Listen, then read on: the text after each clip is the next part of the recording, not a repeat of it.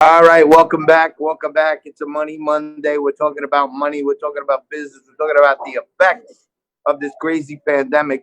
And when will it end for small business owners? Little bit of a silver lining today in the Dow.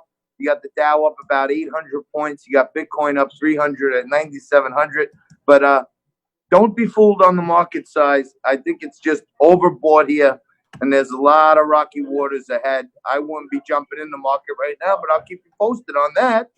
And I'm at the Cargo Cafe, trying to see what's happening with small businesses here in New York City. And Frankie's holding it down from a secret underground bunker in an undisclosed location. Well, no, my location is disclosed. I'm in my apartment on Wellington Court in Staten Island. I'm not hiding from anybody. But John, let me ask you, first of all, what are we seeing from the stock market today? It seemed to have a very good opening. It looks like things have maybe cooled off a little bit, or maybe that cooling off is just in my portfolio. How are things looking stock-wise? I don't think it's even though you see a big point gain, I don't think it's Oh, looking great, it's up Frank. 885 points, the Dow.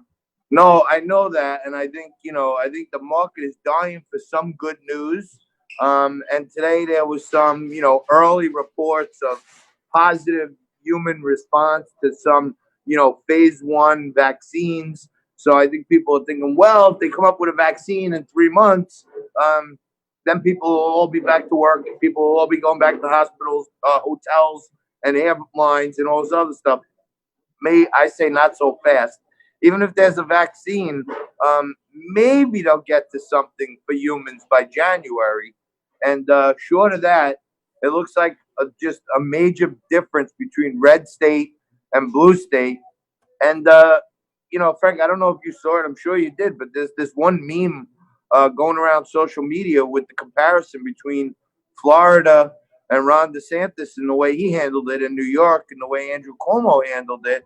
And quite frankly, the numbers don't lie. DeSantis has, a fraction of what we're facing here in New York.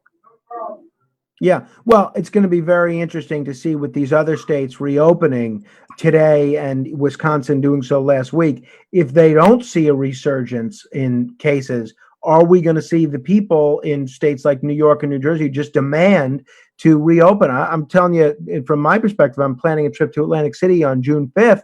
I'm very much hoping that at least restaurants are open again, or at least casinos are open again, and being ashamed to go down there and not be able to do anything. John, finally, before we run out of time, we're seeing that Michigan Congressman Justin Amash, who had formed an exploratory committee to run as a libertarian for president, has now dropped out of the presidential race. Your reaction to that? Oh, you're muted, John. Can we unmute John? I would say it's a non-event. It's like when I bring up polling to you, and you say I don't want to talk about it because polls mean nothing. Justin Amash has been a joke from day one. He went against Trump early to get some publicity. Then he announced this. I mean, I'd rather see Larry Sharpe, on a national ticket, a guy who's a real libertarian, than Justin Amash, who went from Republican to nothing to now libertarian. I think he's, committed political suicide personally. Now, this is a pretty interesting story. I don't know if you've had a chance to see this since you've been out there at the Cargo, but we're learning a little bit more about this Pensacola shooting, and this comes as no surprise to me. This was the one at the Naval Air Station last year, but evidently, a Saudi Air Force officer who carried out this deadly shooting spree at the Pensacola, Florida Naval Air Station was prodded by Al Qaeda in the Arabian Peninsula. That's according to what Attorney General Bill Barr told a briefing this morning. And this was information that was obtained from the shooter's 2 iPhones. The shooter was a Saudi Air Force officer who was training with the U.S. military in Pensacola.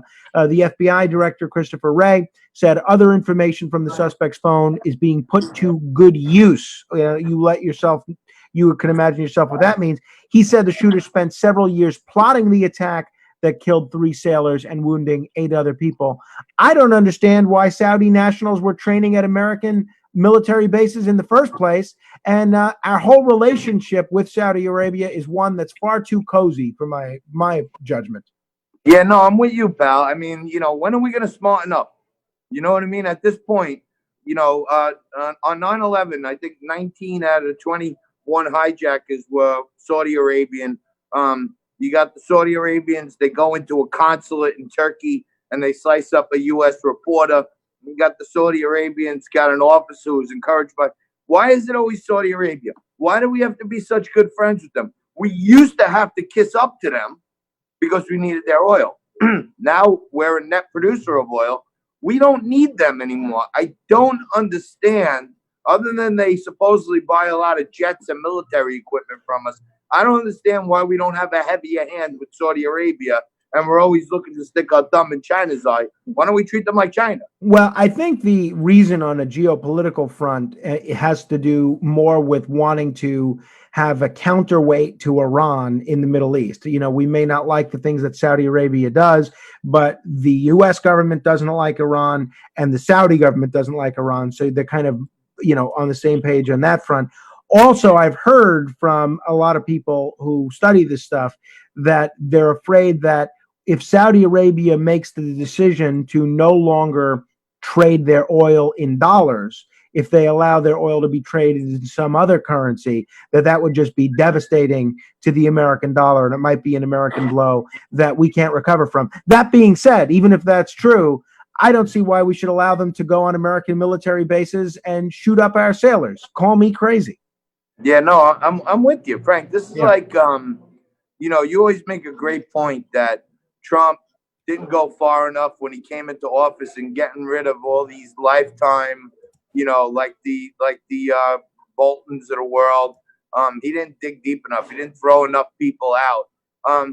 Same thing. I don't know why we don't re-examine our Saudi Arabia policy and have some distance. If they don't want to trade oil in U.S. dollars, then don't trade oil in U.S. dollars. We're a net producer. We're the largest net producer of oil on Earth now. So, Yeah. me personally, I would, put a line in the sand, much like Trump did with Iran, and say, Saudi Arabia, you're with us, cut the crap. I don't know why he keeps letting them get away with this stuff. All right, and we're not sure why we let you folks get away with only 2 hours of this show. There's so much content, so much great stuff to get to that somehow we're going to have to find a way to get to a third hour on this program, even if it's only online only. If you're not following us online, go to Facebook, search Liquid Lunch TV. You can find us. We'll be back tomorrow, same bat time, same bat channel. Have a great day.